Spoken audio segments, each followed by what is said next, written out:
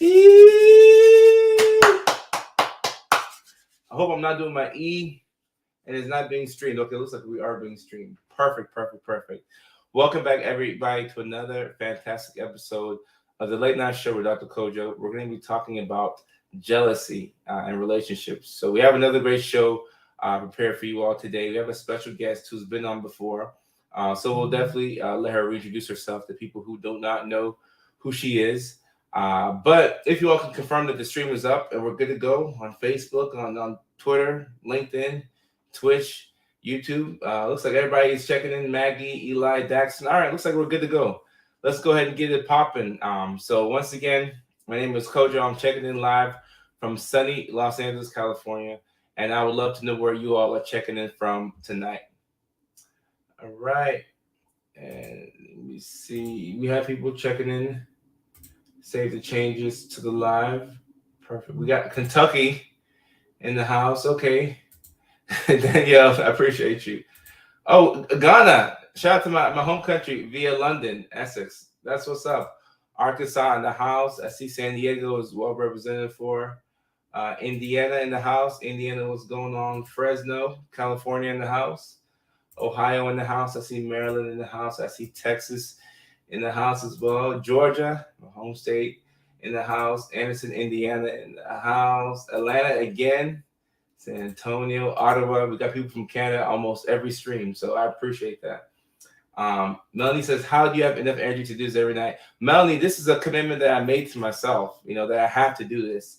And obviously, I don't have to, but this is something that I want to do for consistency. Texas in the house. What's going on? Cincinnati in the house.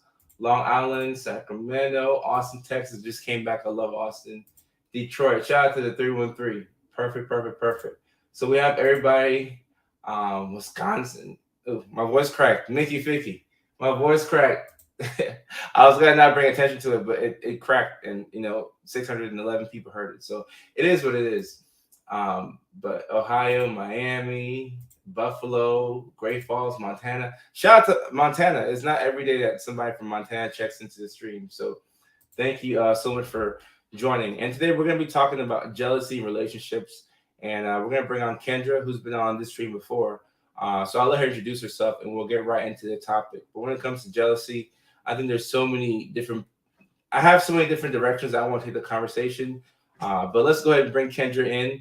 And let her introduce herself, and we'll talk a little bit about why she came on the first time. But let's bring on our special guest. Kendra, what's going on? Hey, how are you guys? What's up? I'm happy to have you back, and to continue the conversation. So, a lot of people who are watching the stream probably know who you are, because one thing I like about my late night show is that it's consistent. People who I can look to the right and I can see people who I've seen their names before. So I like that consistency. But for those who are watching for the first time, how would you describe yourself? Can you introduce yourself to the audience? Absolutely. My name is Kendra.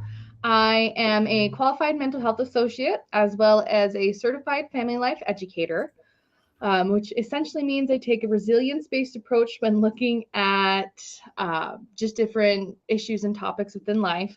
That right there, or oops, wrong hand. That right there is my little dog King. He may make a cameo every now and then.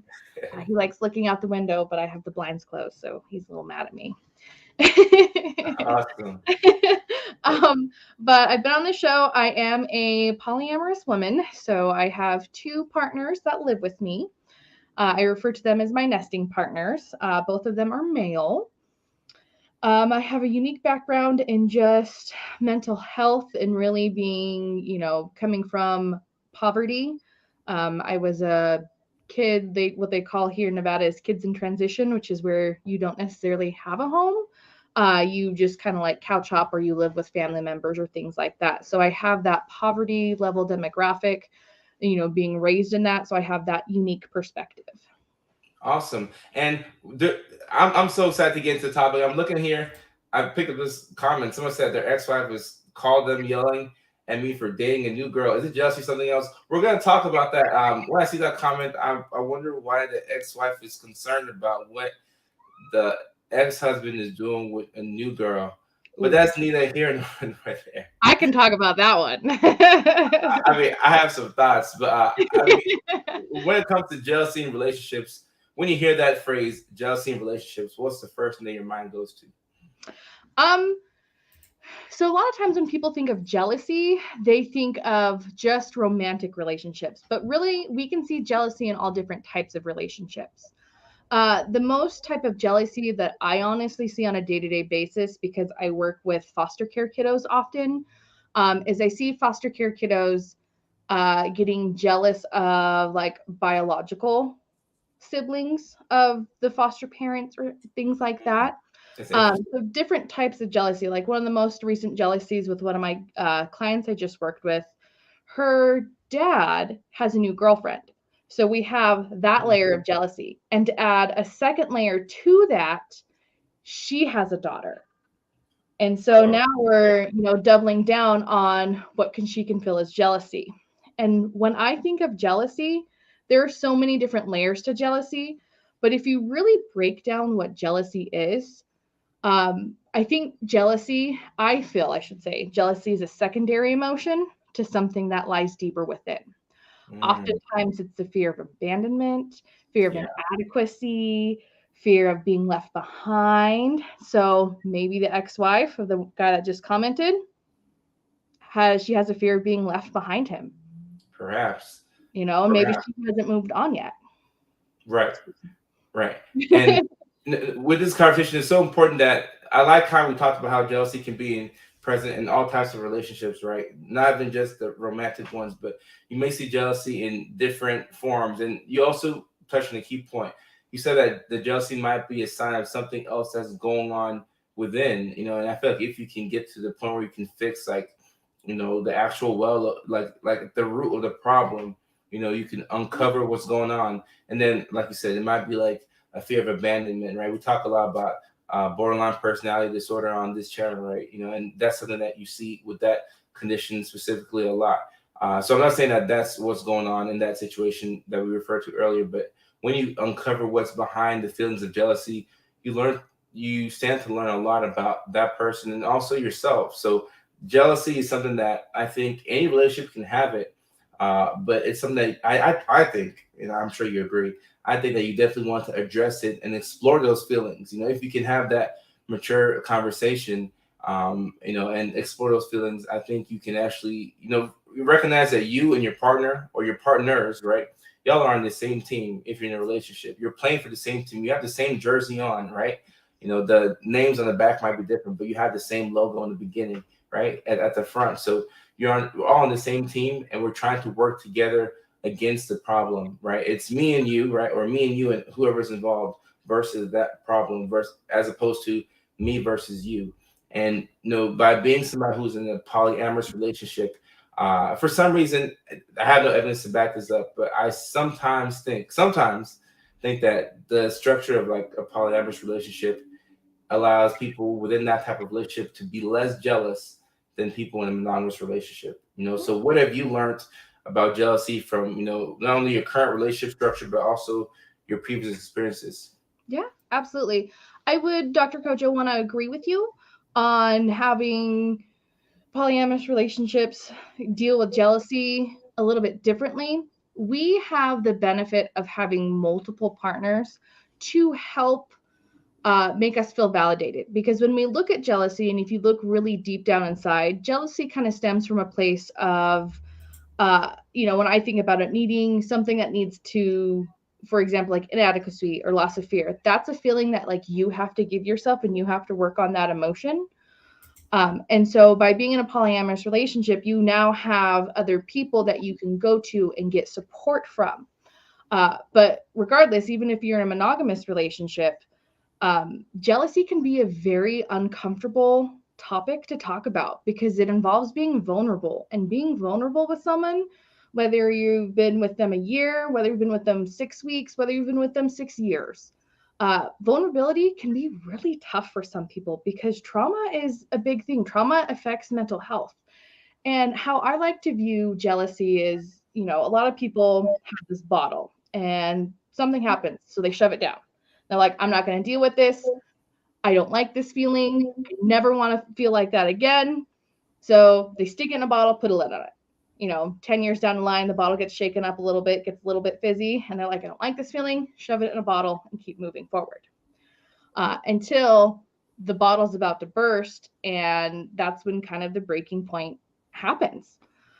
And it's really at that point, like that's what the breaking point, you really have to take a step back and look at yourself and be like, okay, this trauma has happened to me, and I need to go feel about how to feel more secure about it. Because being jealous is not a crime.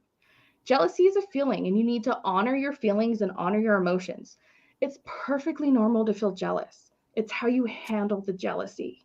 A lot of times with people, and they feel that jealousy, they need to take a look deep inside themselves, be like, okay, why am I feeling jealous? And a lot of times it comes down to you have this fear of abandonment. Maybe a partner in the past has cheated on you. And so you have this fear now that they're going to do it too. And a lot of the times, what can help with that jealousy is just having a conversation, right? And starting that conversation and just being like, hey, I'm feeling really jealous right now. I don't quite know how to handle it, but could you take a few minutes and maybe listen, right?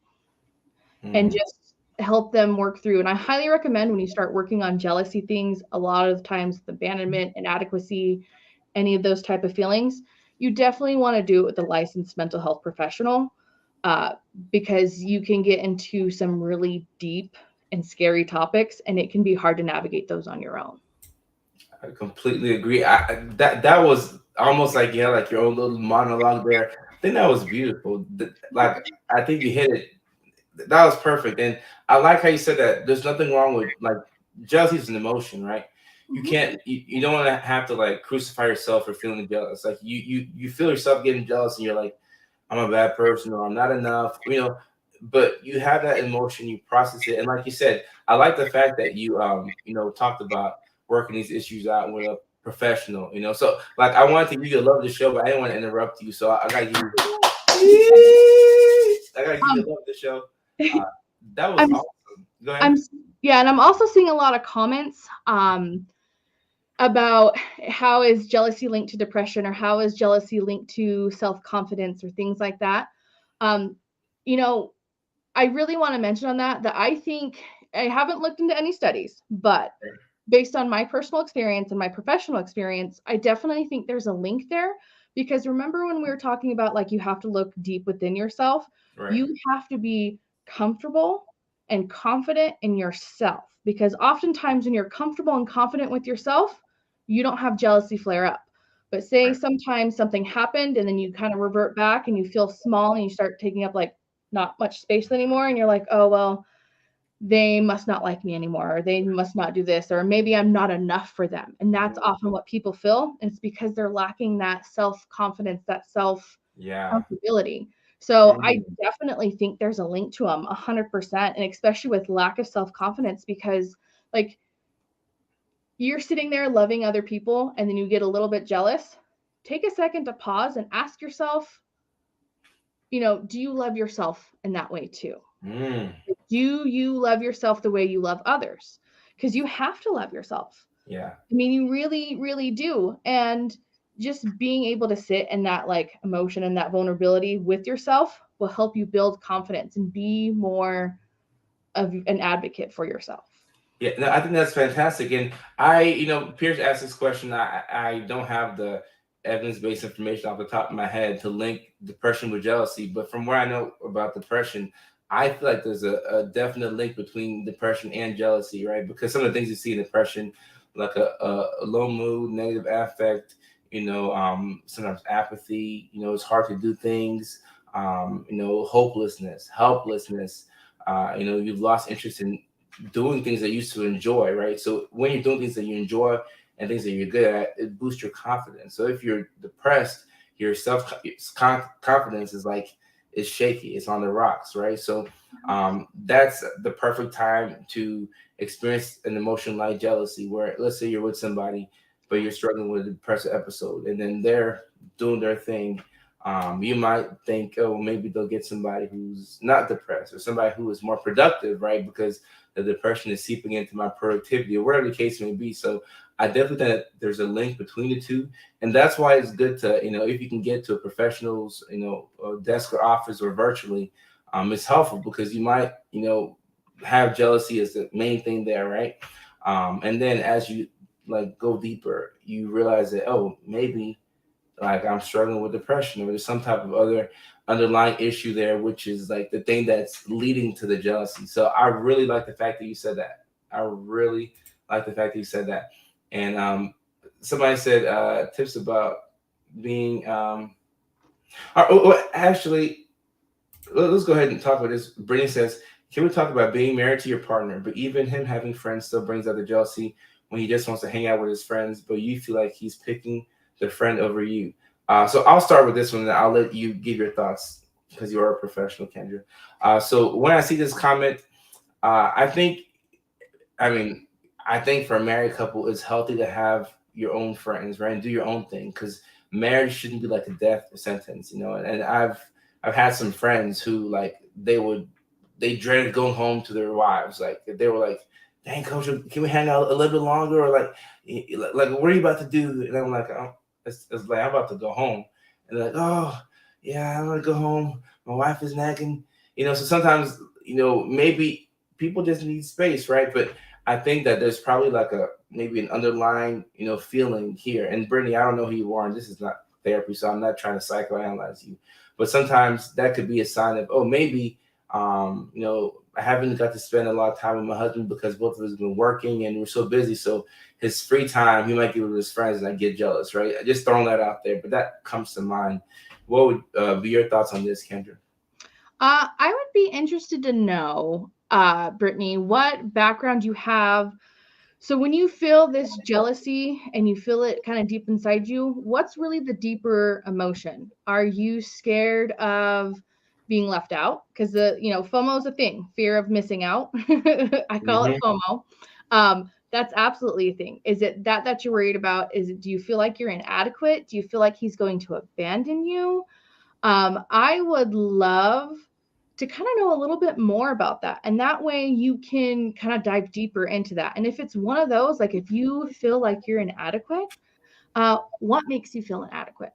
What what makes that, right? And then you can take that feeling of inadequacy and say, okay, I'm going to make a list of 10 things that I feel like I'm enough about and that I'm worthy of love, right? Because when you start talking about adequacy, it's all about worth and what you're not worth and what you are worth. And so, Brittany, you need to remember that you are always worthy of love. Okay, perfect. A lot of trauma when you're talking about being cheated on, missing out, literally everything has a part to play. Exactly. So, Brittany, what I really think needs to happen is you focus on those feelings and first focus on them solely just on yourself because I think that comes from your trauma history of being cheated on and missing out and everything. And you need to find ways within yourself to fulfill those. So if you have a feeling that you're missing out on what he's doing with his friends, do something with your friends. Even if you have to make a list, I like a list of 10 things. And I like to have them verbally, or not verbally, but physically wrote out because oftentimes when I'm feeling jealous or oftentimes when I'm feeling sad or frustrated, it's really hard to think of something on the fly. But when I am in a proper headspace and I'm not feeling jealous, I can easily go up to make that list. So when I am feeling that bad, I can go read my list, go down the list and be like, bam, this sounds like a winner, and do that. Does that make sense? That made perfect sense to me, and it brings me to this point right here. And I'm just gonna take this as an example. So I won't even focus on Sarah. I want to focus on anybody who feels this way, right?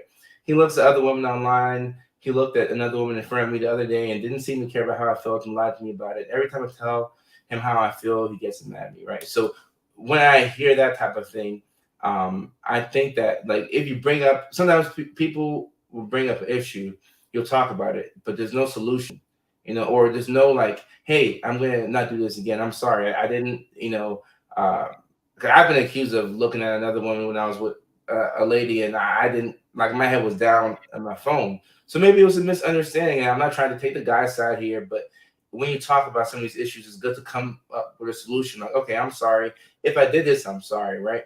At some point, like when two people are discussing something, and for some reason, people, both of you all, we evade the like solution.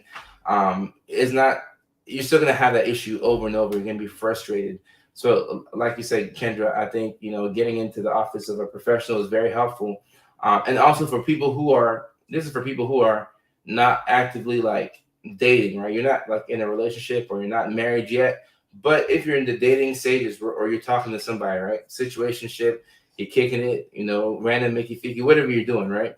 Uh, Before people get serious, I think it's important to have these conversations where you talk about what is cheating. If I like another girl's pic on Instagram, is it cheating? Like I knew her since the seventh grade, and then the girl's like, oh well, she was, she had, she is in a bathing suit. Don't like that. Like talk about all these things and figure out what makes you feel like you're being disrespected. All of these things should be talked about. And Kendra, I don't know if it's different in the polyamorous relationship, but I know couples where if one person's looking at another person, they might have the other person say, "Hey, that person's a very attractive person," and the partner will agree and say, "Oh yeah, that person is an attractive person." So sometimes it boils down to yes, communication, but also compatibility. Sometimes when there's incompatibility there, you're gonna feel like you're not enough for that person because you feel like that person would be better matched up with another person who is similar to them in a certain area. Kendra, what are your thoughts on that? So I really want to hit on that last point that you talked about, because remember you just said you feel like that person would be better off in another situation. But what emotion is that really coming down to? Mm, Inadequacy, right? right. So once again, inadequacy is something that you feel. I think it's really important to hit that you as a person need to work on empowering yourself, because no person can make you feel jealous, only you can make yourself feel jealous, right? Mm, So jealousy is an emotion that comes from within. Other people can't force this emotion on you. Now it seems like other people's actions can, but go back to it. Do work on yourself. It's a lot of self work, self yeah. discovery, self exploration. It's really learning to love yourself unconditionally. Right. And And that's it's tough.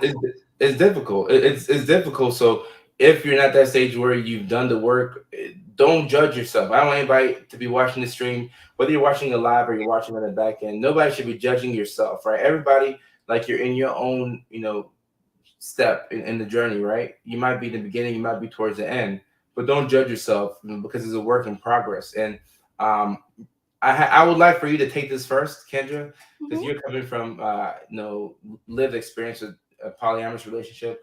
I mhm. want you to take this question right here. I'm not even gonna say anything. I'll give you the floor, and then I have something to say, but I'll let you go first with this one. Okay.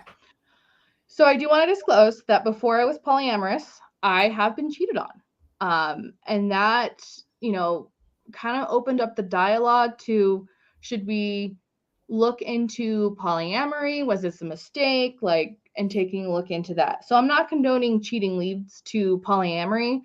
I'm not saying that at all, but I'm just saying that like I've been there. I know what it feels like to be cheated on.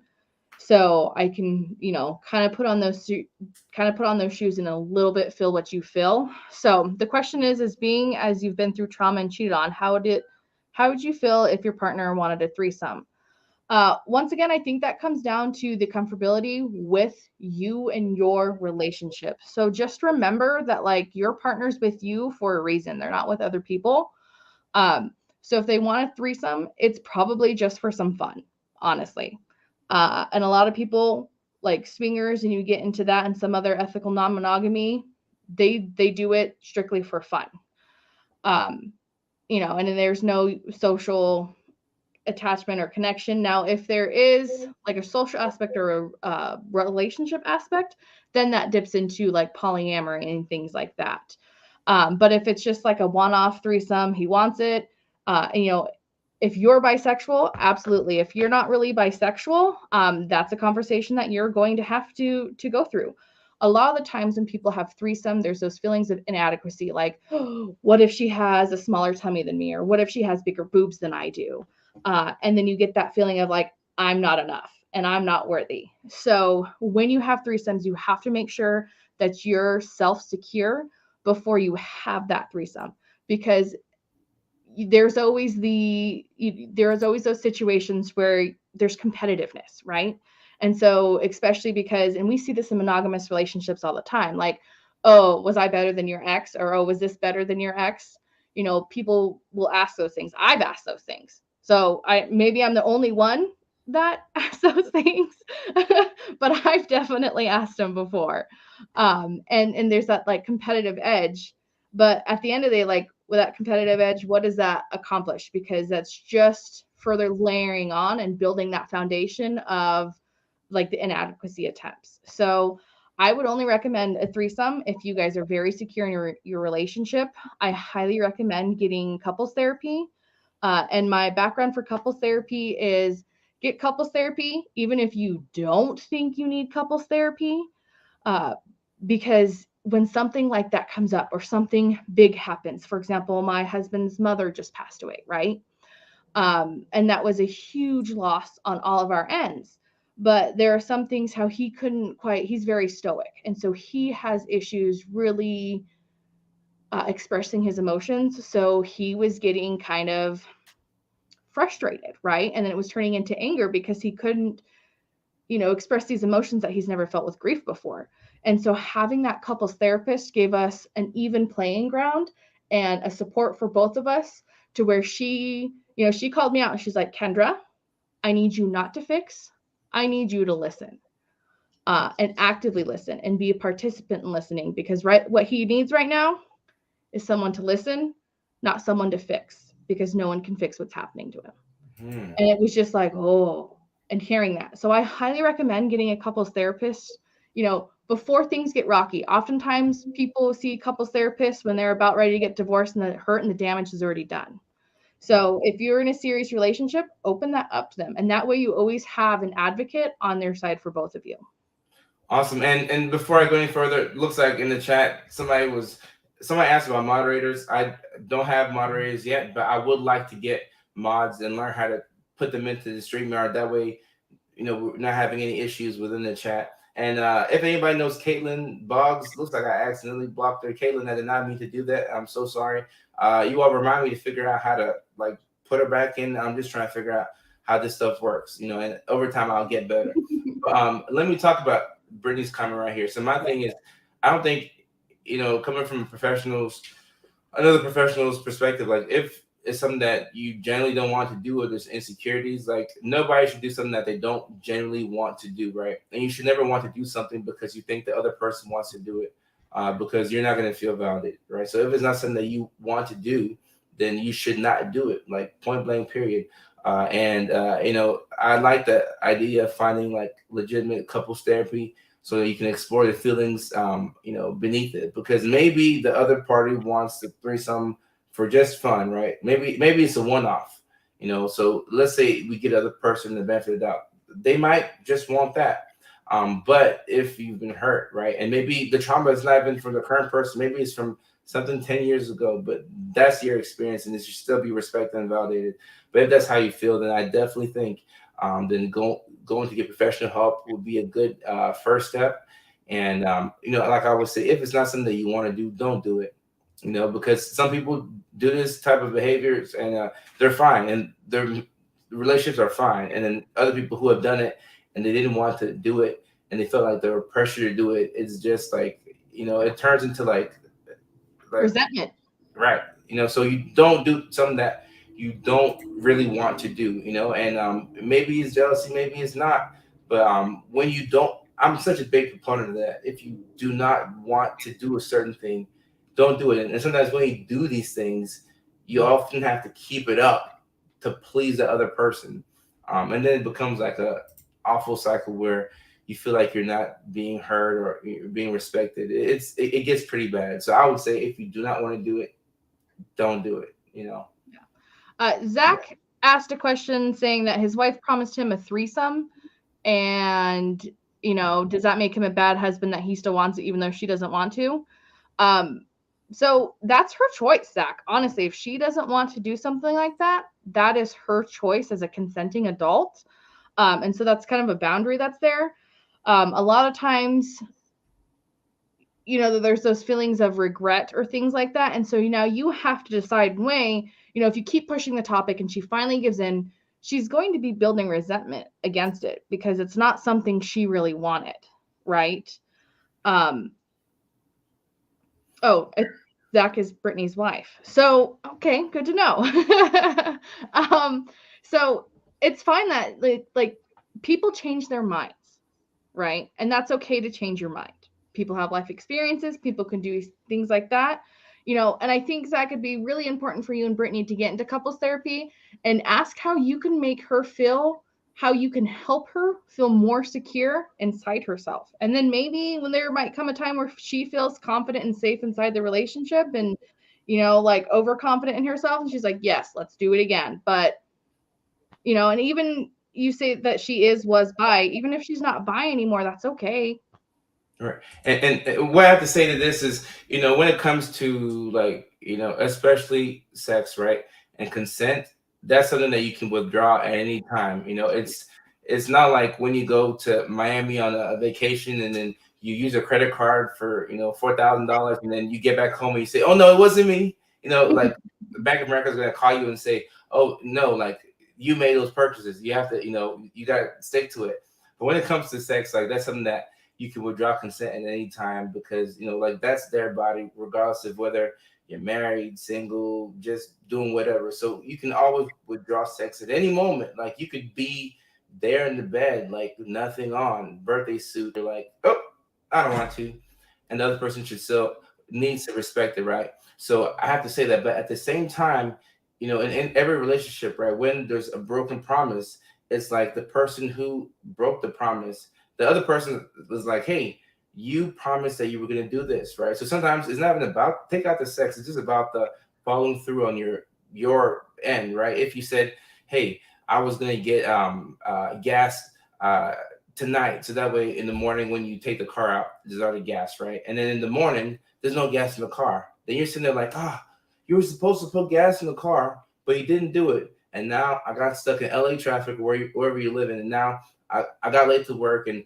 my boss is upset at me. You did not keep your end of the promise, right? So sometimes broken promises do hurt. So I don't think this is an issue where that person's evil, that person's evil. No, it's you. If you're in a relationship, it's y'all two versus the problem. And that's the beautiful thing about professional help, because you sit down there with a professional and you end up, when you first go in, sometimes you want to like rip your partner's like head off. And after you're done with the session or a couple of sessions, you're like, oh snap, like you're like, oh Mickey Ficky, like it's me and you versus the problem. And then when you can see that, okay, maybe this person made a mistake here and they said this and they didn't follow through with it, and this person made a mistake here, and then you can forgive yourself for it.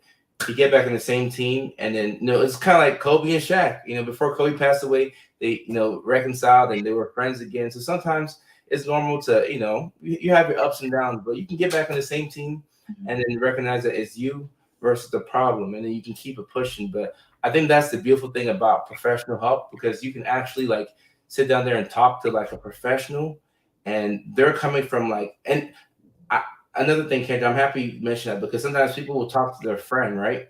And if let's say you have a guy and a girl, and somebody called me out for maybe having too much of heteronormative language, right? So I keep in mind, I'm learning about the LGBTQ community, and I'm going to bring on the experts. So I don't want you all to think that I'm neglecting that community. But for simplicity purposes, let me just use a guy and a girl to get this example off, right?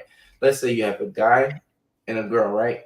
And you need a third party, and you go get the guy's friend to be the third party, right? And you bring him in, and you're like, hey, we've been having some issues. Can you help us with some of these issues?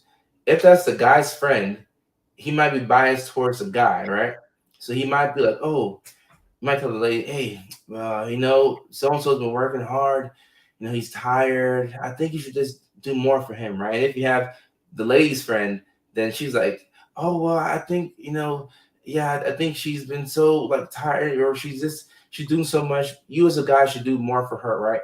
But when you have a professional, and even for me, when I went to therapy for the first time, was it 2020, early pandemic, right? When I went to therapy for the first time, it was so beautiful to talk to somebody who wasn't a family member, who wasn't a friend, who had no financial incentive from what they said, aside from me paying her because she's my therapist, right?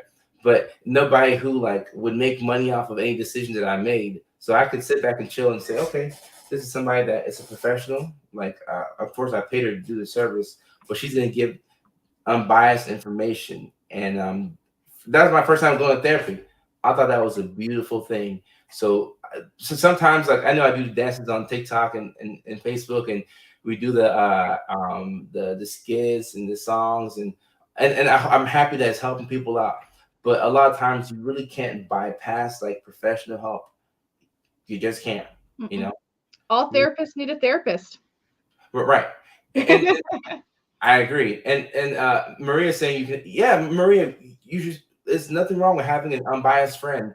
Um, but for me, uh, like this speaking for me, like if I'm married and then my friend comes in, my friends are gonna go hard for me. You know, they're gonna be like, no, they're gonna take my side versus my lady's side. You know, no, Kojo's the man, right? And sometimes even me, I might not want that, you know. And there's no once again nothing wrong with having an unbiased friend. Maybe have that, but also do go hear from a professional, just so that way you can just kind of like fact check it. I'm not saying that your friends like, you know, on some type of BS, but just fact check it, you know. Well, You not know? only that, a lot of times friends aren't very constructive when they give their commentary. They don't give constructive commentary. It's more of like, yeah, that sounds great, Mm-hmm. and like so it's like okay, Right. like being constructive versus where like a professional will ask questions and ask the tough questions and be like, okay, how can we make this more constructive?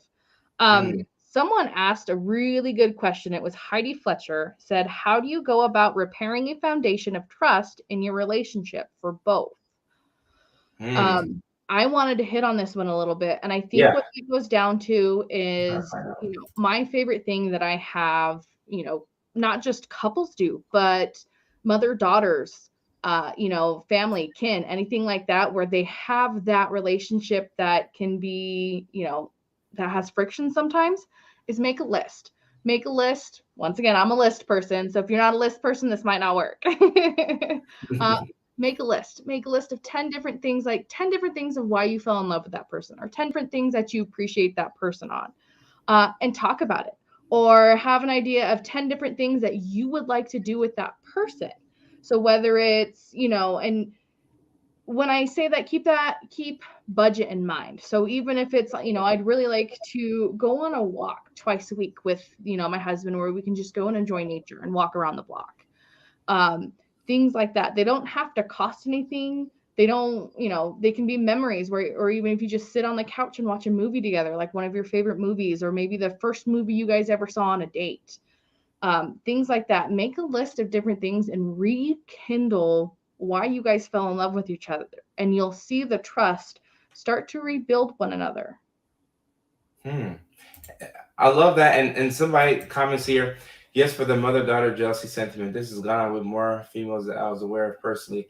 I've seen this type of thing before many times. And once again, just as it is in a romantic relationship or it is with a friendship, sometimes, you know, mothers and daughters can have that jealousy, either one sided or both sided. And it could be about who was at home more, or who was able to have a better relationship with her husband, or who was being a better mom, who's doing more of the career. All kinds of things can play into this, but like you said, I think it's important to figure out, like you said, 'cause you were talking in a romantic relationship, how do you repair the trust within that relationship, right? And you write down, oh, why did we fall in love in the first place? What do I like about this person?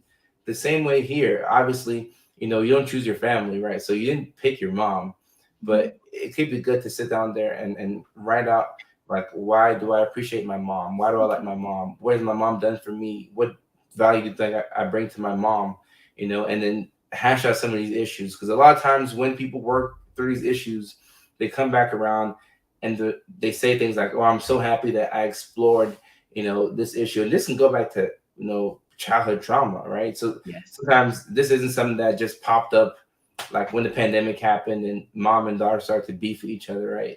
This could go back to childhood trauma and things that started when somebody was, in their formative years. So I like exploring this because sometimes that could be like the hidden unlock, Yep. it could Yeah, take your relationship to the next level. and the jealousy between mother daughter or mother, mother kin, father kin, doing things like, okay, where is that jealousy stemming from? Maybe scheduling a time to sit down with that family member and saying, and I always tell my patients to use I statements. So I feel blank when blank. So a good one is, I feel jealous when, I feel jealous when I think back and remember all the times I had to take care of my siblings because you went to work. And you create Mm, that level of vulnerability. And the flip side of that can be, mom could come back and say, well, I feel jealous that you were able to take the time and spend time with your kids and you not have to work and you can be a stay-at-home mom or something along those lines.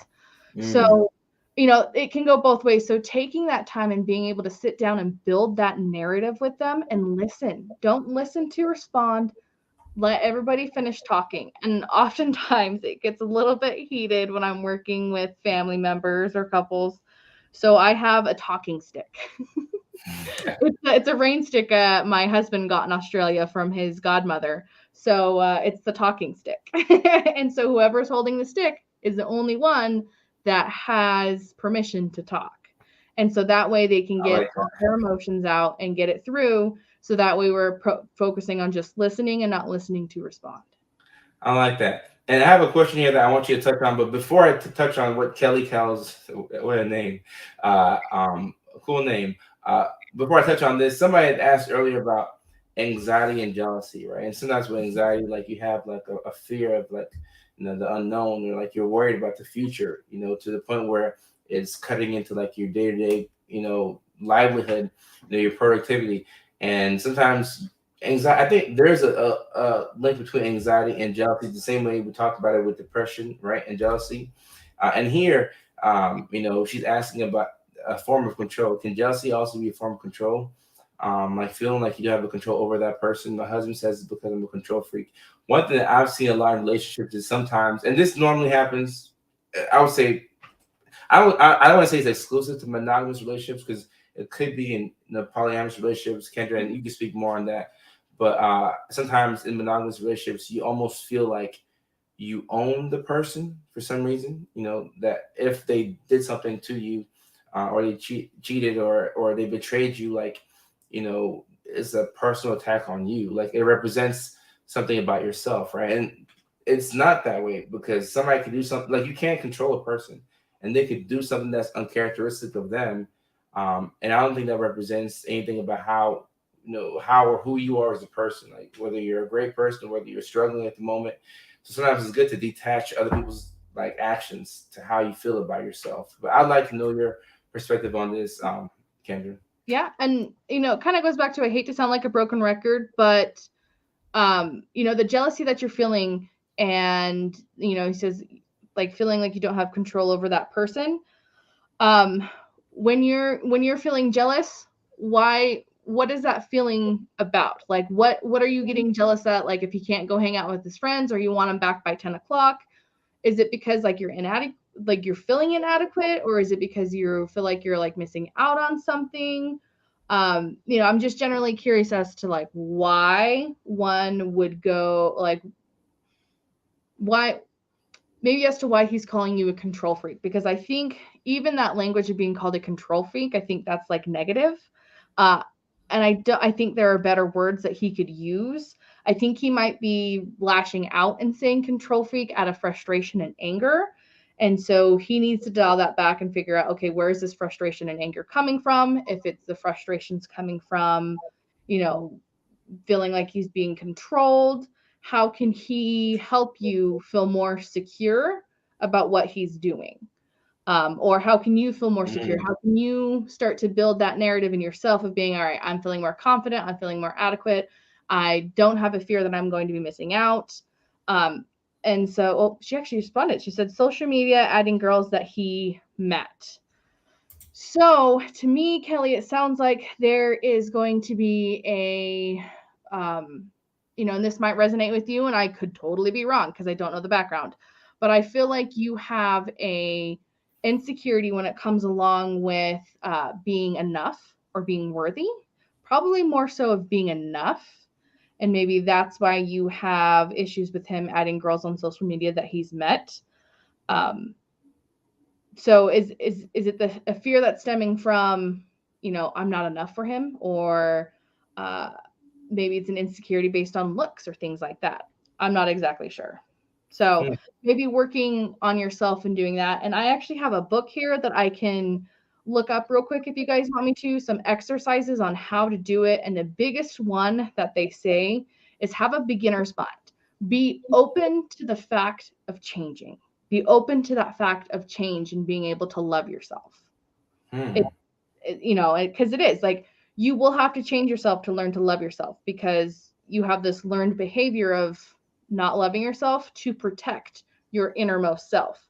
You have a strong exterior core who's will go out to fight for you, but your deep innermost self needs to be protected, and that's what your outermost self is protecting.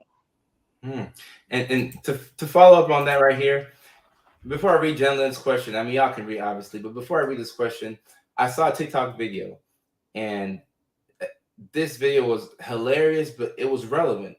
Follow me here. He was saying that it was a guy, right? And he was asking about, he said, what are the mental health effects of scrolling online on social media and seeing so many bad, he used the whole word, right? Bad people, Baddies.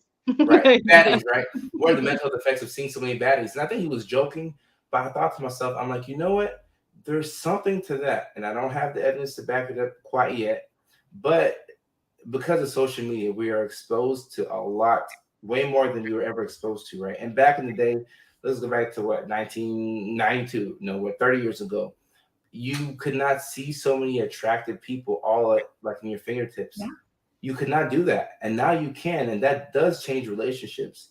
And it's a conversation that we're going to have because now you can really just be on your phone. You can just be on TikTok, just scrolling. You're gonna see maybe in 30 minutes of scrolling, you would see more beautiful women that you would see back in the day. It take you 6 months to see that amount of attractive individuals, right? Mhm. And that does cut into your psyche. I think there's something to be said about that. And I personally, stepping out of the Dr. Koder box, I did not know this was such a big issue. And I need my audience to back me up on this because especially on Facebook, 85% women. So you all let me know your true thoughts here. But I did not know it was such a big deal for guys to be following or liking certain women's photos, right? But then like it was such a like the debate goes on and on and on. And then it begs the question, right? Now I think if you're in a relationship with somebody and they told you, hey, I don't like it when you like all these supermodels pictures, you're in a relationship with them and they told you that that's what they don't like. So that's a clear boundary. So don't do that. But I didn't know the extent to which that was a problem. But it is a big problem because I read the comments.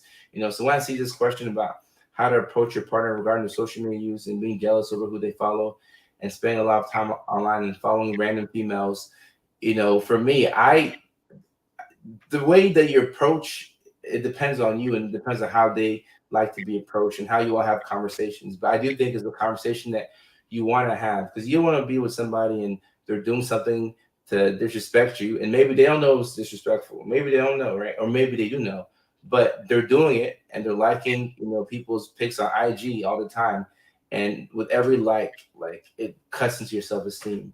So I do that conversation needs to be had. So how would you approach that, Kendra?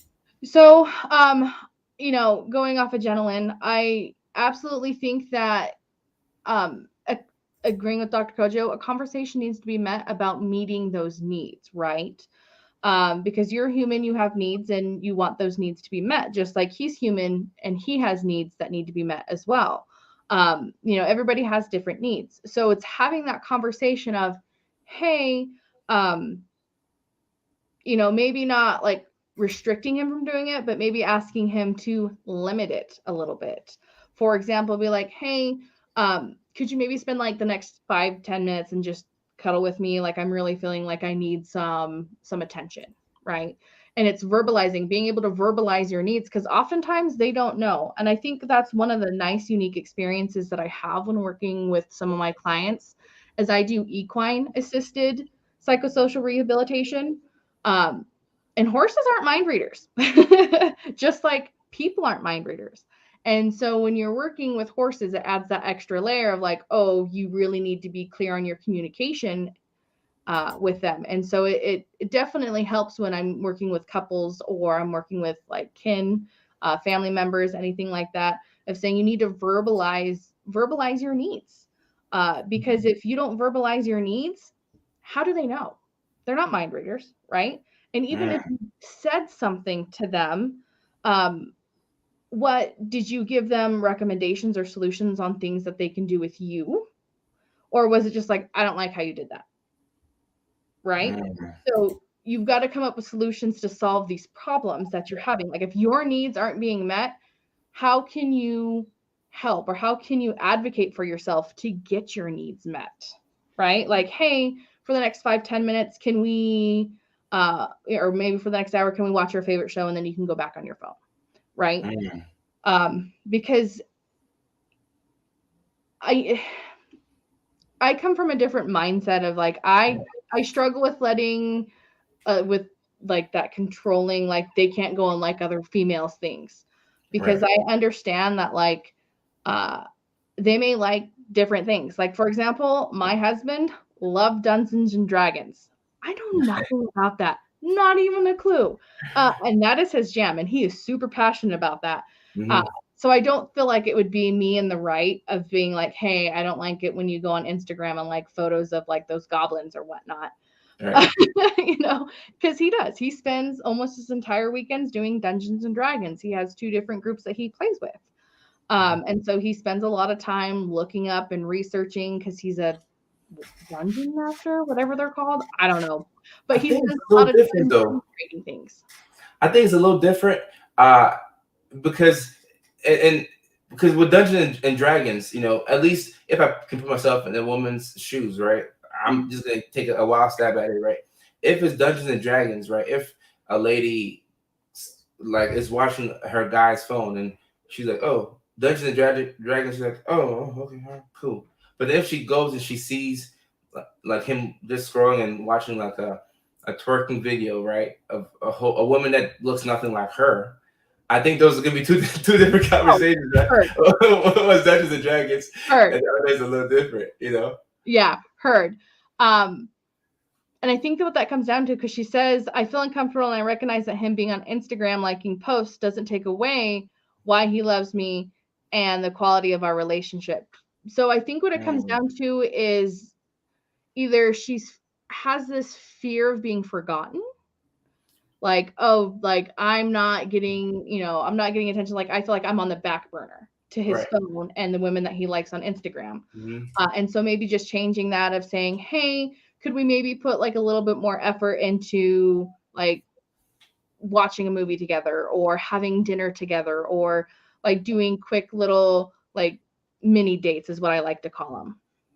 Okay, and it is close to being time for the water break. But I will give you the question, my next question for you, and let you think on it while we have the water break. So everybody, go ahead and get your water. I don't know where y'all are at, but go ahead and get your water. I got my water here.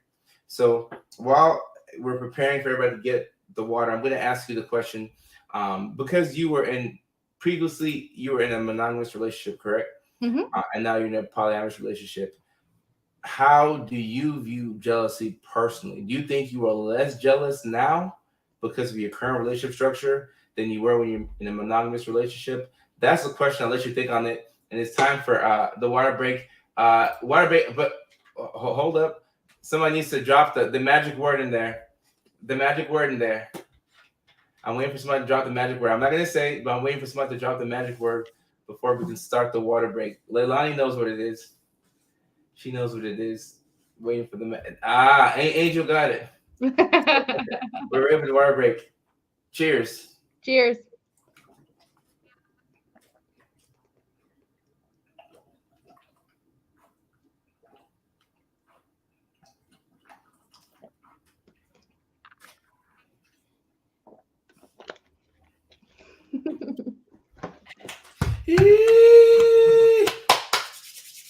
All right. Cheers. Cheers, y'all. Cheers. You gotta hydrate. So you have some time to think about it. What would be your answer to that question? Are you less jealous now that you're in a polyamorous relationship? No, I'm not. Oh, I'm surprised. Okay. Um, Oh, wow. because jealousy, once again, going back to, it's a totally normal feeling. Mm, And it's going back and looking at, what needs do I have that need to get met. And looking at it like, okay, I feel jealous when, here's a perfect example. I have been wanting to go on concerts with my husband for the longest time. He always told me no. He's like, they're too loud, they hurt my ears, I can't go. Well, my husband has now been to 3 or 4 different concerts with his girlfriend. And then so I went up to him, I'm like, hey, like, and we had this conversation. wow. I was like, I'm feeling a little bit jealous that you're going to concerts with her and not me.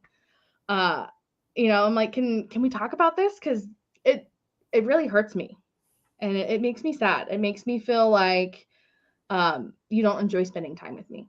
Mm, And we had this conversation of, you know, he doesn't quite care for the music I like. okay. And I was like, okay, I feel like if you open with that, that'd be honest. And he's like, well, I just didn't want to hurt your feelings. And I was like, well, in the long run, they still got hurt. But what could we do instead to that way I don't have a fear of being abandoned, or I don't have a fear of missing out having fun with you? Like, what can we do together? Mhm. And we pick something that we both enjoy. We pick a series and we binge it. So Okay. we'll watch 2 or 3 episodes a night, and then, or like once or twice a week, depending on our schedules, and we'll do that. And so I can express my jealousy, but Respect. have my needs met in a different way. That's So, fantastic. and I'm not going to say I'm more or less jealous, because sometimes, like, Ryan will go out, that's my boyfriend, he'll go out with like his sisters or something, like not even with another woman, but like his sisters or his friends that he had, because he's not from where I live, he's from Wyoming. And Hmm. sometimes his Wyoming friends will come into town and they'll go out and do something, and they're females. And sometimes I'll feel a little bit jealous, like, why couldn't I come? Because I'm like, I want to go, I want to meet your friends. And sometimes it's like, Wow. and I sometimes it's like he's like, I didn't even know you wanted to go. Like, I didn't see you as the clubbing person. And fair, I Mm. am not the clubbing person. Respect. But it was just like I was expressing my needs of, like, hey, I'm feeling lonely, like, and I'm feeling left out. Can we do something, right? Wow. And so, like, there are ways where you'll feel like different types of jealousy, but Hmm. there are also, since there's more people involved, there's also more people that allow you to help you feel more secure, right? I think that's what I was getting at initially, but the fact that you still sometimes feel jealous is normal because it's an emotion, right? And I like the fact that you actually came up with a solution. You went to your husband, you said you felt jealous, so you went to your partner or one of your partners with the problem. Mhm. You brought it up, both of you all discussed it, and you came to a resolution. And when you can do that, then that's how like you can put the problem to rest, or at least make progress towards it, as Yes. opposed to bringing the problem up and then you're frustrated, they're frustrated, and then you're like, okay, we're gonna go sleep, and then tomorrow you wake up, the problem is still there. So I like how you did that. But I'm curious, what music does he like, or what music do you like, and why couldn't you agree at the concerts? My husband is an old soul, I swear. He listens to the 50s and 60s and 70s music, nothing older than 70s. Hmm. And like, it's great, like, it's cool. Like, I love those bands too. Like, my dad listened to them. But like, I like contemporary, like, country music. I like things from the 2000s, like Backstreet Boys, my jam. NSYNC, my jam. Like Britney Spears, oh, free Britney. Uh, and just different things like that, like very poppy music. That he doesn't care for. Although now I'm starting to get into rock, which is totally awesome. But once again, very loud, not things that he cares for. Hmm. you Wow. know? So he likes older bands, or he likes horror pop. It's like a think of like a bluegrass that makes rock music. Okay. He Okay. likes things like that, like different genres of music that like I wouldn't mind going to those shows, but I wouldn't enjoy them as much as his girlfriend. And you know what? It does kind of make a difference. And I think I see why, because like when somebody likes the type of music that you like, that's like a whole other type of bonding experience. Mm-hmm. To take nothing away from you, but if I'm a huge Drake fan, right, which I am, right, and I go to a Drake concert with a lady, and she's a big Drake fan, we're into the concert, right? And now if she doesn't like Drake and she likes Kenny Chesney, right? Mm-hmm. I like Kenny Chesney too, but let's say I hated country, then I'm like, Mm-hmm. oh, I don't want to listen to country music. You know, sometimes I'm not in the mood for country music, but then it's like I could go to that concert. Maybe I wouldn't have as much fun. I mean, like I said, I like Kenny Chesney, but between like a Kenny Chesney concert versus like a Future and Drake concert, I'd have more fun at the Future and Drake concert. So sometimes the vibes kind of do matter, because like he might be like, oh, if I'm in the bluegrass rock and I go with somebody who knows all the words and you're singing word for word and you're vibing, and then you're at the front of the concert and the person's like looking at you, and like it's a vibe. But I'm It happy we're is. able to get to some sort of solution there. And what did you all choose to watch on TV? Oh, oh, there's a bunch of them. We really like Leverage. We like Lucifer. Um, we really Okay. like cop dramas and things like that, like 911. We've been like super into. We've watched Nancy Drew together because I love Nancy Drew. Like I'm a big Everybody's love Nancy that. Drew fan. So we watched that on the CW. We've watched all of. He actually got me into the Marvel movies, so we've watched all of the Marvel movies. Um, so Yeah, that's it's good that you can have somebody who you can do similar things with, right? And people say opposites attract. I'm not sure whether that's true or not, but I do know that I'm not a relationship guru, but it's helpful to have somebody who at least likes doing some of the stuff that you enjoy yes. doing, right? It's gonna be tough if you always want to stay inside and they always want to go outside, and you always like classical jazz, like soft music, and they want to listen to like hard, like sometimes you have to have like a common denominator somewhere. Mhm. Yeah, Um, go ahead. Sorry, that was my cat making a cameo, but she's right behind me. Earlier, she was like clawing at my pants, so I was like, now she's doing it to my shirt. Sorry. It's good. And, um, oh, but go go ahead. ahead. No, you go ahead. Okay. Uh, but going back to like that vibe, right? And there's like that almost like little sense of jealousy, like, oh, I don't have that with him. But you know, the total opposite end of jealousy is compersion, right? Being Mm, happy that he's able to experience that with someone, right? Like even if she was his friends, like for example, his Dungeons and Dragons friends, like I'm glad that he can experience that with someone. It makes me happy that he's happy, right? So compersion is usually only used in polyamory, but I think there can be compersion in monogamous relationships too. Like I am happy you can go and hang out with your friends. Like if I love fishing, my husband does not. I love riding horses, my husband does not. So he's happy for me when I can go out and do that with my friends, right? mm, Because he was raised in the city. He very much likes the inner city life, and I very much like the country life as I was raised on a ranch. So he's happy for me when I can go and experience those different things. And he gets excited for me when I go and experience those things with other people. Because A, it gets me off his back. And B, I'm getting happy from it. And he's happy to see me happy. And so, relating that back to when, Chris went to the concert with his girlfriend, it was nice to have Ryan at home to help me work through those feelings of jealousy. And it really came down to, oh, we can just watch a movie together, or, that's how we can fix it.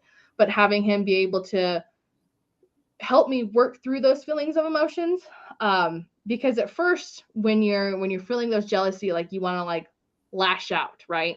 Because you want to act out or lash out because you have that feeling of like overwhelming emotions that you don't know what to do with, and often jealousy is really uncomfortable.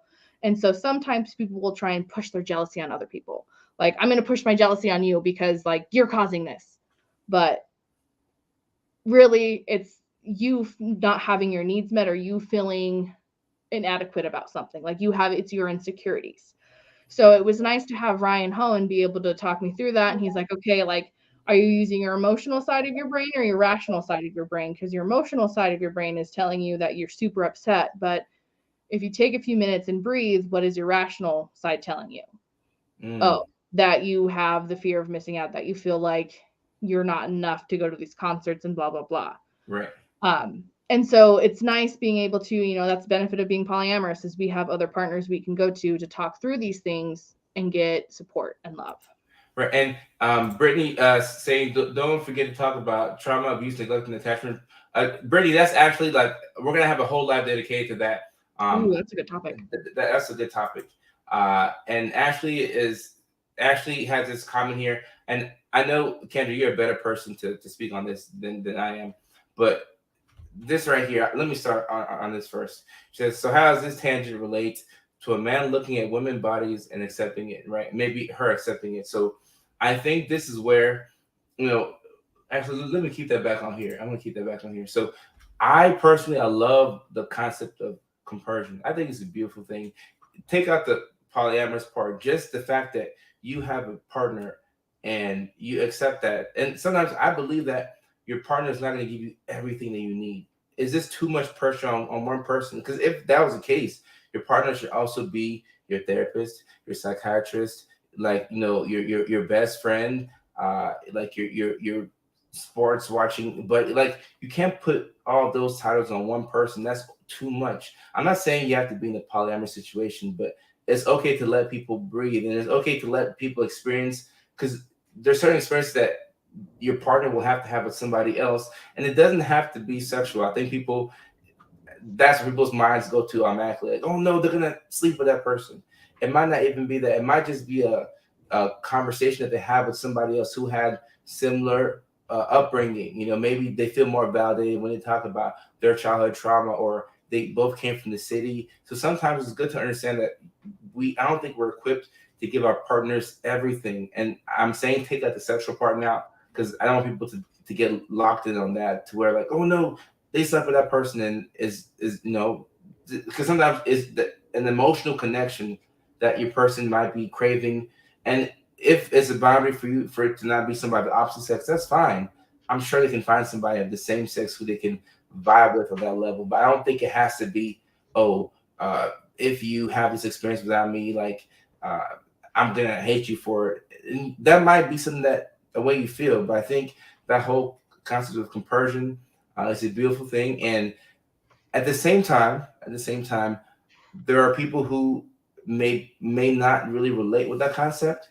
And I think if you ask a question like this, right, then polyamory is probably never going to be for you, and that's perfectly fine. And that's okay, absolutely. Right, because if it's not for you, don't go anywhere near it. Nope. Because if you want like a certain thing, or if you want, and I tell people all the time, like, if you want a partner who's like, you don't want them to look at like other women's videos on Instagram. You don't want them to do, like, if you have a list of like 4 main deal breakers and you want like one person to do that, I promise you, you will find that thing.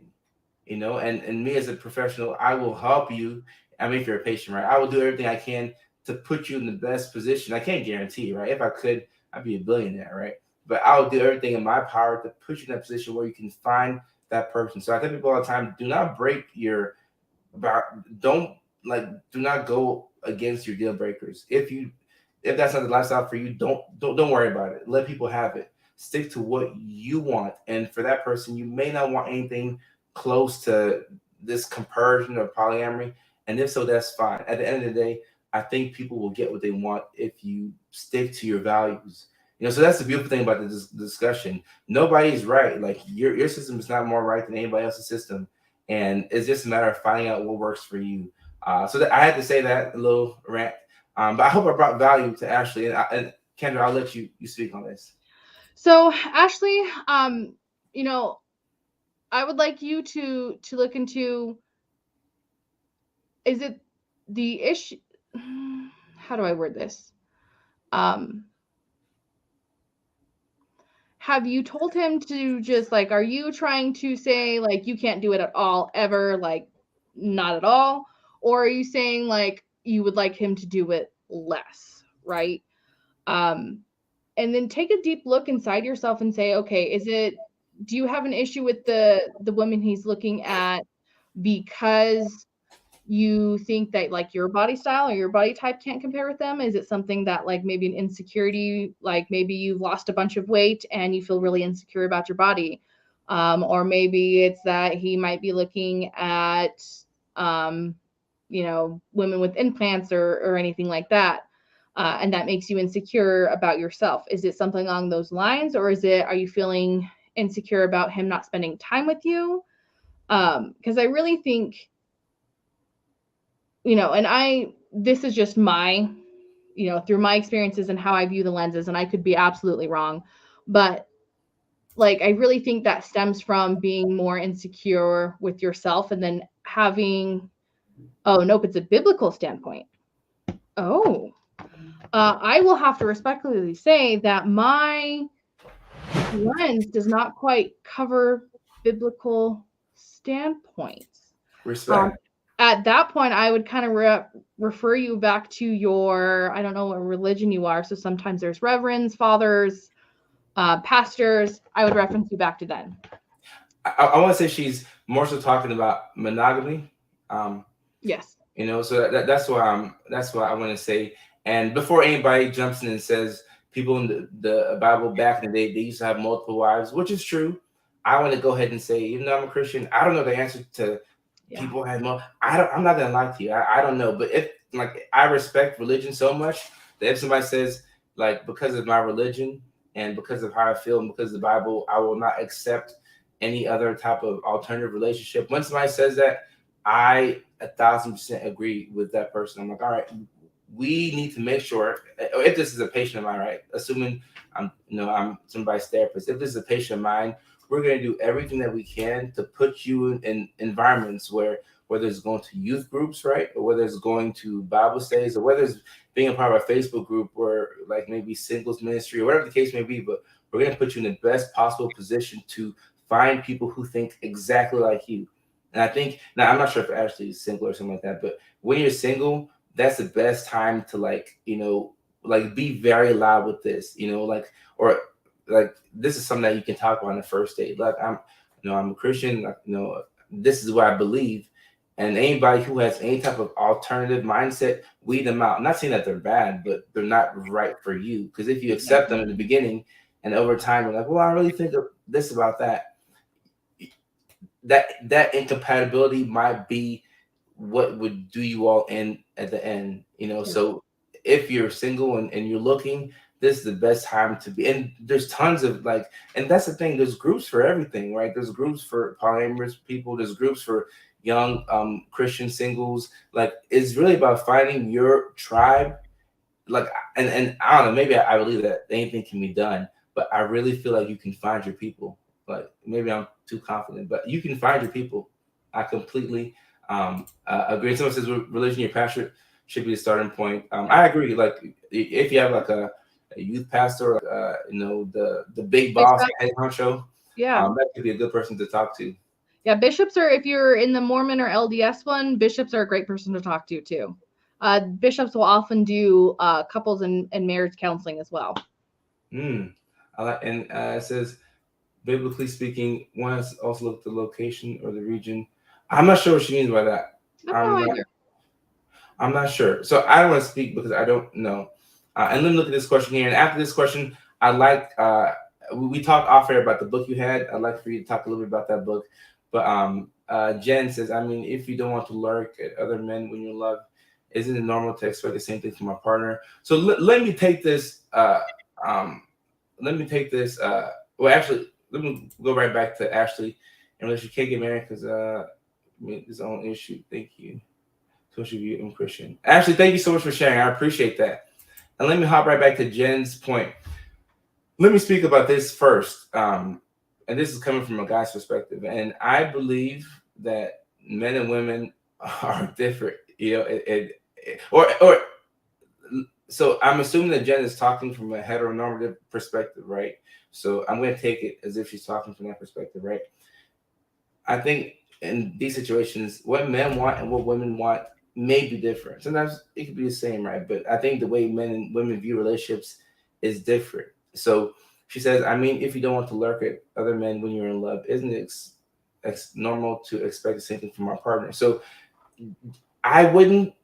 I think if you once you make the assumption, you might be setting yourself up for the okey doke, right? You might be setting yourself up for a lot of pain, and it's not because you're a bad person, but it's because that's how your brain works, and you register things to be that way. So you may expect everybody to see things that way, right?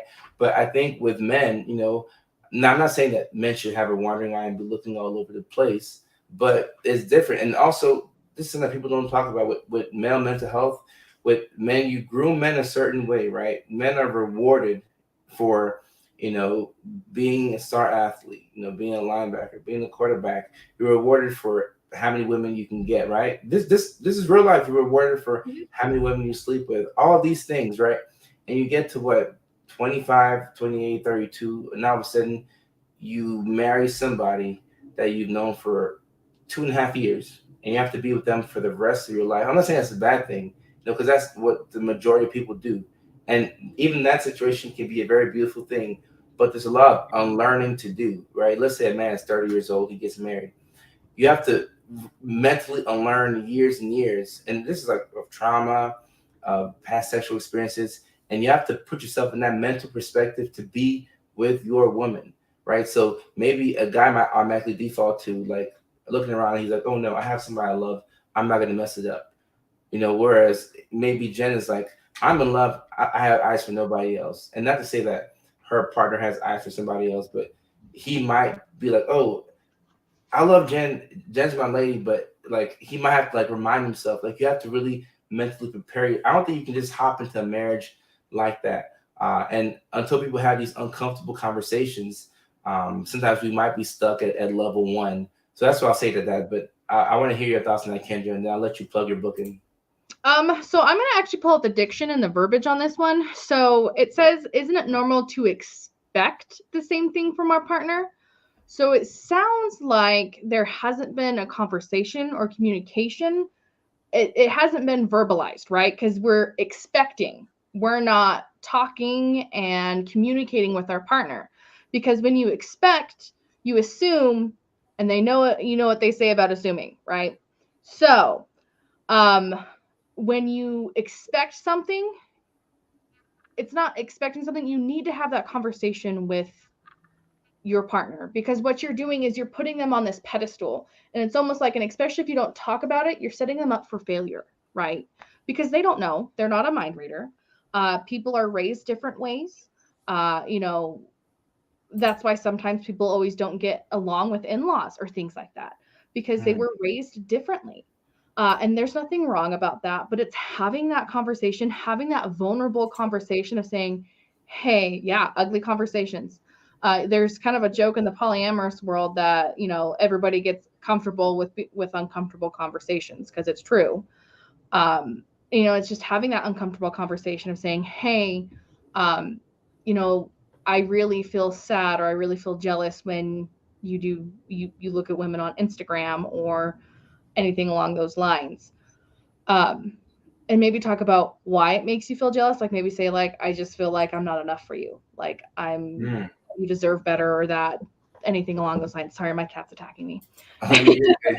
And um, as I say real quick to this point right here, some people, it might be a boundary for them to tell their partner not to point out that someone else is attractive. yeah. I just want to mention that. But I mean, like if I'm with a lady and a guy's handsome, oh, Brad Pitt's handsome or whoever, but once again, it depends on the people within the relationship, however many people are in, what they've accepted to be normal. I cut you off. I'll let you get back to it. No, and you didn't cut me off. That's good. I really like that comment as well. But going back to that conversation, Maria Bryce said you should be able to express your feelings without turning it into an argument. That's very important, which is why I highly recommend using those I statements. So I feel blank when blank. Um, Mm. because that way you're not attacking that person. You are telling your truth and how you felt, how you saw it, your own truth. And you know, whatever saying goes, like there's always two truths to a story. So recognize your truth and recognize their truth, right? Because they might not see it as doing something wrong. If they don't know because it hasn't been discussed or talked about, they don't know. So feeling those I feel statements, like I feel sadness or jealousy when you look at girls on Instagram, because I'm really uncomfortable with my body, or I feel like you're going to leave me for them. Just different things like that. And so that way you're not attacking them like, oh, well, you go on Instagram and you look at all these things and it makes me feel bad, right? Right. Two different ways of having a conversation. One, you're being attacking and defensive, and the other one, you're trying to actually have a constructive conversation. Hmm. And right here, Felicia says, I would rather my partner to tell me they find someone attractive than. Oh, okay, respect. So if Felicia's dating somebody and you told them that, then that person should naturally be like, hey, I saw Jennifer and I thought Jennifer looked good, and then Felicia's like, oh, and you laugh about it, and you get your food from the drive-thru and you keep it moving. It can really be that simple if we talked about this beforehand. And I'm reading a little bit about the book that you have here. I pulled up an article, and I'd like to know what I'd like for you to talk about this book, The Ethical Slut. Okay. So The Ethical Slut, let me get it in front of there. Ethical Slut, this is who it's by. There you go. Janet Hardy and Dossie Easton. This book is fantastic. It is targeted toward polyamorous people, but right here in the preface, it kind of talks about like this is going to be your journey through how, journey if you're considering polyamory, open relationships, or just a journey on to find love within yourself. And there is a fantastic chapter in here that talks about all about jealousy. I mean, it talks about a lot of different things like, how they got the name of the book title, just different things like that. And let me see if I can find the jealousy chapter. The jealousy chapter is really fantastic. It talks about how do you experience jealousy, what jealousy is like, roadmaps through jealousy, embracing conflict, making like agreements, right? And then it even has a chapter dedicated to opening an existing relationship. I really like it. Talks about boundaries, different things like that. So let me go to the jealousy chapter. It's great. I love that word boundaries. Now I'm reading up about it. I love the word boundaries because regardless of what people decide to do, I don't want people going back on their boundaries, right? Like that's something that you have to. That's important for your mental health, regardless of no relationship. When you have a boundary, it needs to be something that is respected, on both sides. 100%. Awesome. And you said there's a jealousy chapter in there? Yes, there is a jealousy chapter. It's called Roadmaps Through Jealousy. Okay. It's fantastic. It even has like little exercises. Like, let me show you here, where it talks about like exercise. How do you experience jealousy? And it talks about like questions to ask yourself and different things. It says like try having some compassion for yourself when you do feel so bad, right? Ultimately, it's being compassionate about yourself that you're feeling like grief, rage, despair, any one of those things. It's actually, and then it talks about like unlearning jealousy, disempowering your jealousy, just all different types. And their definition of acting out is my favorite definition of acting out. And I kind of touched on this earlier. It says acting out means doing things you don't understand, driven by emotions you have refused to be aware of in ways you may regret later. How many times have you said something that you knew you were going to regret, right? And it's a form of acting out because you don't understand those emotions, right? And then you always you're like, oh, I should not have said that. That's and awesome. I do it to this day. Like I'm not immune to jealousy. Like even though I'm polyamorous and I'm very like self-secure, I'm not immune to insecurities. I'm not immune to feeling jealousy and things like that. Appreciate the transparency on that. And I will drop the link to the book. But while I'm finding the link to the book, I'm going to get the Amazon link for y'all. But while I'm getting the link to the book, if you can answer these two questions about can threesomes add insecurity to a relationship? And then how your love language is helpful with Woo! preventing jealousy. Yeah. Love that question, Colleen. If you want to leave that question up, I'll hit the one that Kelly asked. Okay. Yes, threesomes can absolutely cause insecurity in relationships, 110%. So how it can cause insecurities is sometimes your partner may pick, or you guys may choose to have a threesome with a man or female that isn't really the type or doesn't really look like you or your husband, or your wife. It doesn't look like your partner. And sometimes they'll be like, oh, did my partner pick this person because they don't look like me? And then you could start having insecurities about your self-image. Or sometimes you'll have insecurities like, oh, my partner's spending a lot of time while, having a threesome with just that person and leaving me out. I'm now feeling, left out or abandoned, right? So it can absolutely cause insecurities. But, if threesomes are done correctly, it can be a lot of fun for everyone, but you have to be really self-secure in it. I love the answer to that. And I'm going to go ahead and drop in Jana Hardy, the authors. I'm just going to drop in her Amazon link because it looks like she has a couple of different books on this topic. So you may get value from buying more than one book. So maybe I can provide more value to y'all on that. But and real quick, if you guys are looking to get into polyamory, this is a good one too. More than two. So this one talks about emotions and feelings. This one talks about like logistics and things like that. Got it. Okay, and it's funny because looking at the people remaining in the chat, I don't think they would be interested in polyamory. Yeah. No, I mean, you never know who watches in the back end, so plug it in there. Could be helpful for somebody who feels like they'd be validated. But for this question, I would agree. I think anytime you alter your relationship with something like a threesome, it can definitely add insecurity. And if you're asking this question and you're concerned that an insecurity may come up, I would definitely pause, talk to a professional before you dramatically alter the structure of your relationship forever. So please, like, that's why I'm such a big proponent of finding like a professional in your area, talk about some of these feelings, because maybe you talk about it and you didn't have an issue with it, but I'm such a big fan of people doing what they want, only what they want to do, and nothing that you felt like you were coerced into doing, or you were kind of like swindled into, doing that thing. So please, like, talk to a professional before you even, embark on this type of thing, because I don't want you doing something and regretting it after the fact, right? Because and sometimes people don't think that they could.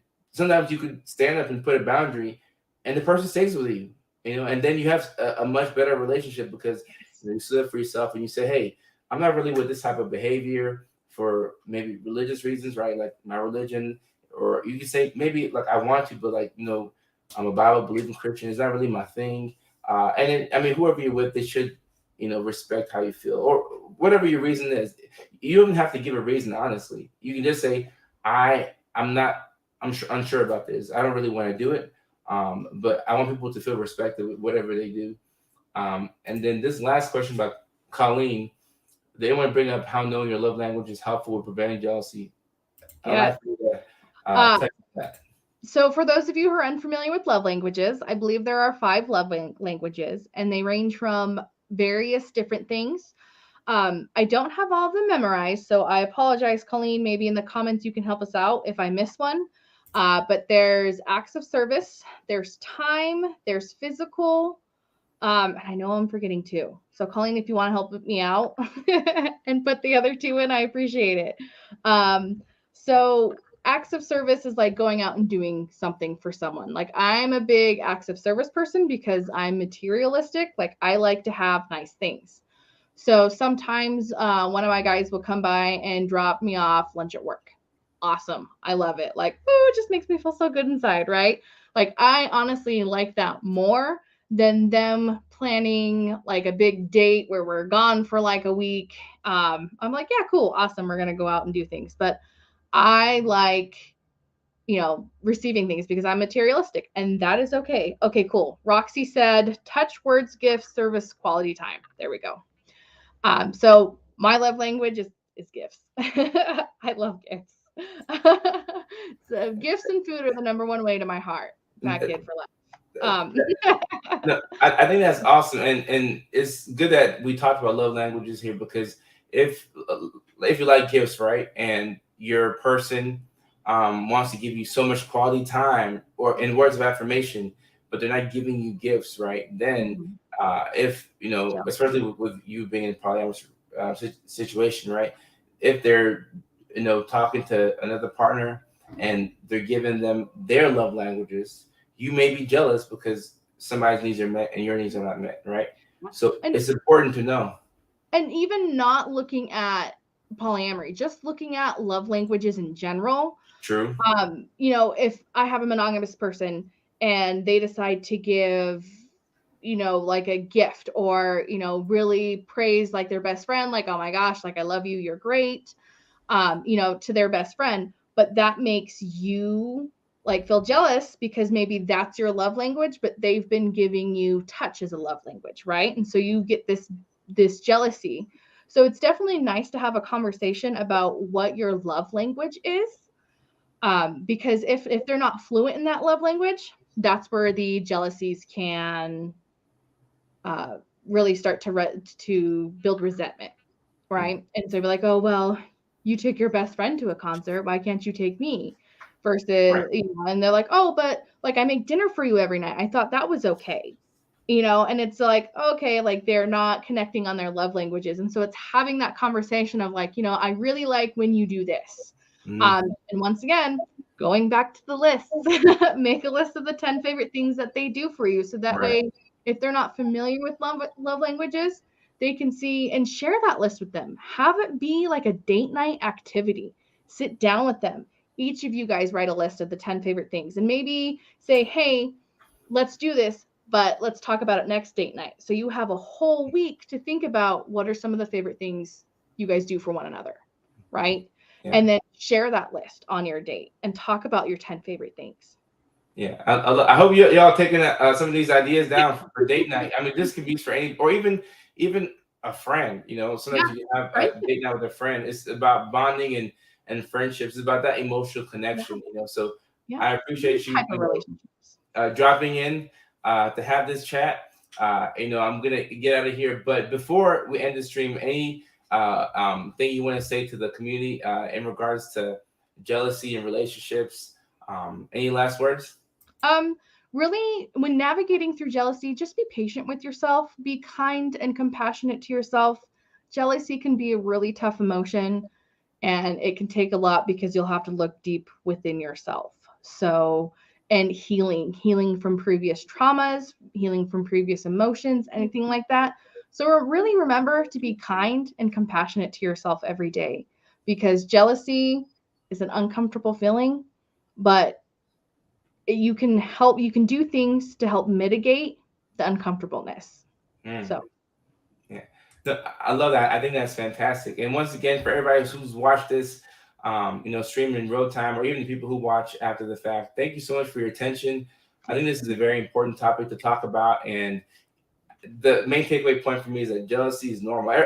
I'll have jealousy. It is an emotion that everybody will experience at some point in your life, more than once, right? It's just a normal human emotion. We have to allow ourselves to feel all the emotions, right? That's the full human experience: jealousy, envy, love, sad. Like, to feel everything is a beautiful thing. So don't judge yourself for it, and understand that regardless of how you feel at that moment, if you can, as long as you can just get to the point where you can express those feelings, you can make some progress. So hopefully, I hope we've helped people out tonight. And the people who will watch eventually, I hope this is helpful to somebody. So yeah. And thank you for the commenters and all the great questions you asked. That was really fantastic. So, thank you, thank you. And thank you, Dr. Kojo, for having me again. anytime, it's been a blast. So once again, I'm checking out from LA. I appreciate you all and have a fantastic night. Peace.